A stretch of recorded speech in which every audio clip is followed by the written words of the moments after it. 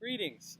John Roars here, St. Andrew's Church, and I'm coming to you with a special video to prepare you for what our return to indoor worship will be like.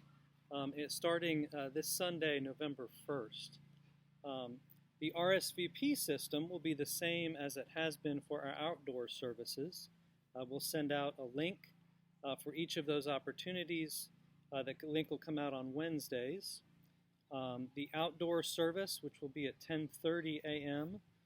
Starting November 1st, will have a cap still of around 35 people.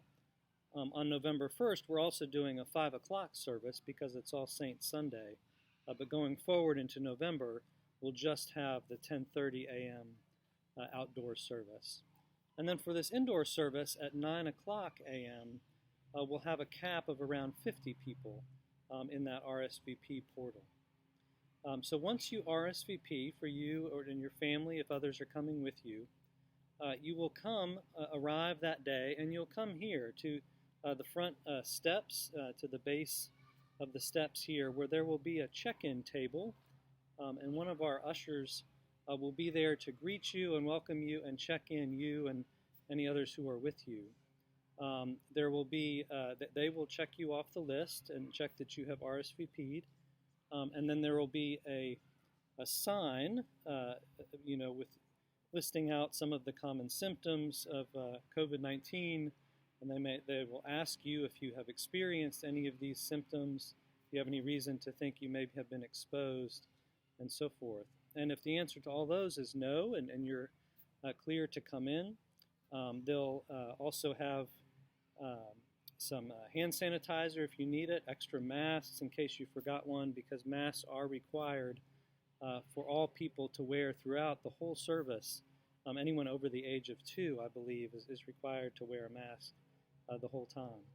So once you've checked in, and we'll also ask you please to remain distant and spaced out if there's any lineup here to check in. We want to make sure we keep that spaced as well. And then once you've checked in, you'll go on inside, and you'll pass through the narthex into the main nave, where you will find a seat for you and any others who are with you.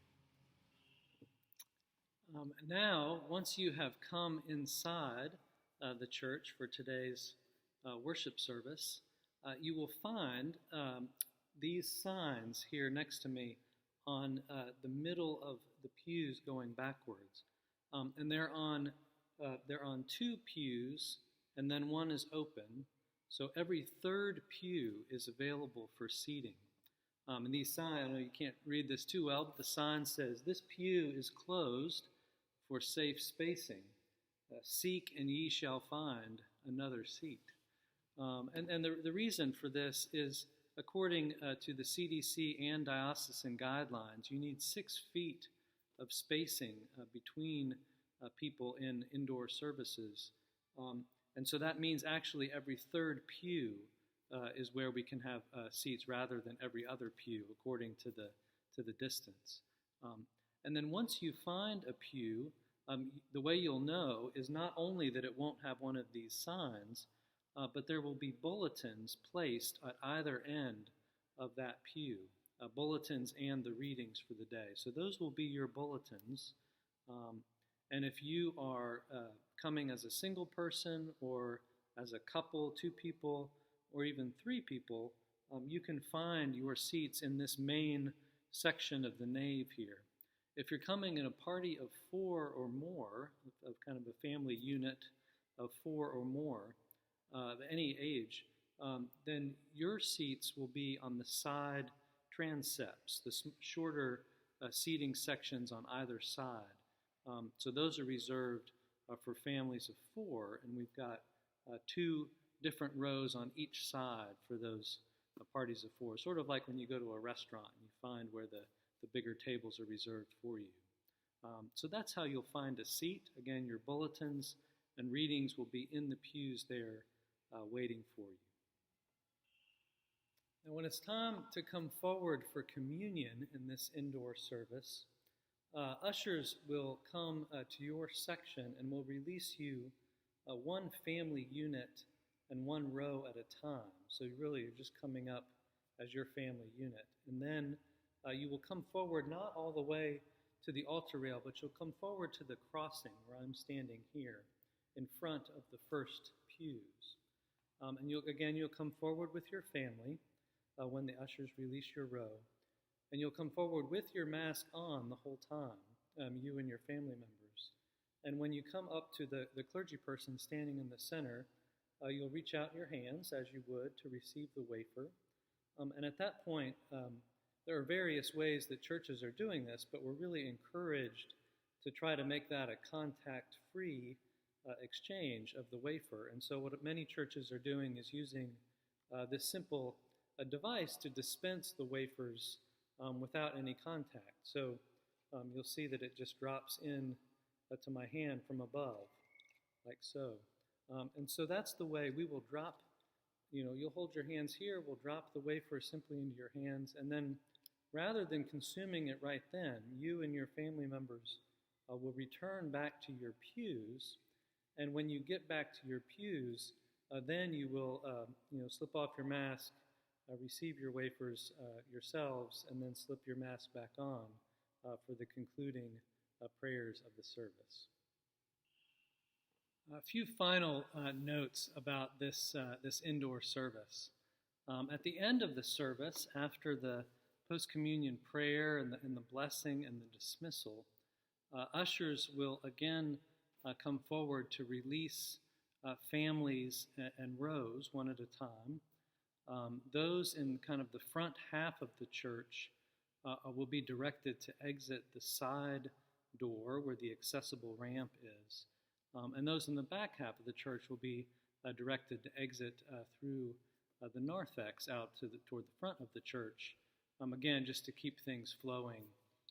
And then we ask that you not congregate, as much as we would love to do that, all of us, I know, would love to have a coffee hour outside, but we're not allowed to do that. So please don't congregate in groups out front, and just go on back to your cars after the service. A few last notes. Of course, as you've seen in all the guidelines, singing, either congregational singing or with the choir, is still prohibited at this time. It will be a joy to hear the organ again in person and live, and so we'll typically have Stephen playing organ instrumental music most Sundays, and maybe occasionally some other instrumentalists as well. So those are the main points to remember as you exit.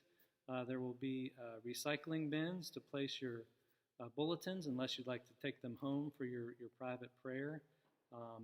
There won't be any passing of the peace, as much as we would love to hug each other.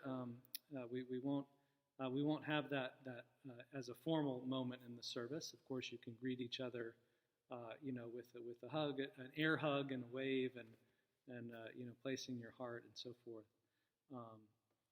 Nor will there be any offering plate passed around. There will be a few offering stations, either as you come forward for communion or as you leave out the side door.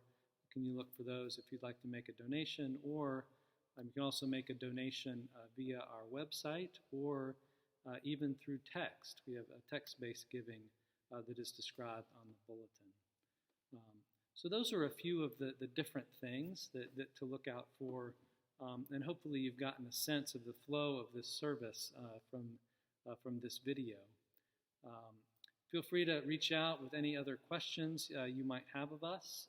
We're going to leave the doors open during the service. We have new kind of UV devices placed in our HVAC system here to help keep those the ventilation systems disinfected and clean as much as we can. And of course, we'll have our masks on and so forth. Do everything we can to make this a safe return to our indoor worship, and also, I know, a really joyful return to be back in this space that we all know and love and miss so much. So look forward to seeing you soon. Reach out with any questions, and God be with you this day and always.